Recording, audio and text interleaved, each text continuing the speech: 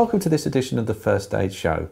What we're going to do now is look at a subject which is not covered on many first aid courses, infant recovery position. Now, when we're doing a standard recovery position with older children or adults, it's quite straightforward. They're laying on their back, they've got circulation, they're breathing, and we need to lay them on their side. So we can quite simply place them in a recovery position. That's relatively straightforward. But when we're dealing with an infant, we can't easily lay an infant on their side. It just doesn't work that well because of the shape and the way the head falls.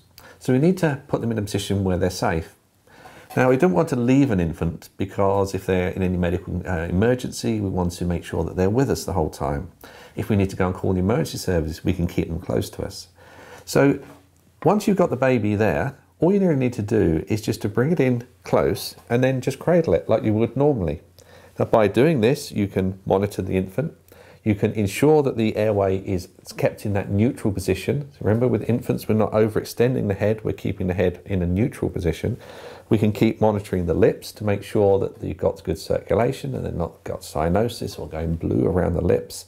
We can feel the breathing on our fingers. If the infant wakes up or is conscious, or even if they're not conscious, they're actually close, they're feeling your heartbeat, they're feeling warmth, and they're feeling that they're being cared for.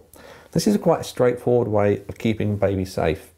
Now, if you did need to go and call the emergency services, you can keep them safe and you can go on dial and maybe a phone on hands-free or talk to the emergency services quite easily. If it's more serious and the ambulance has arrived, you can now take the infant out. It saves valuable time. Now remember, if you're carrying an infant, you're spending a lot of time looking down on it, keeping it on the side.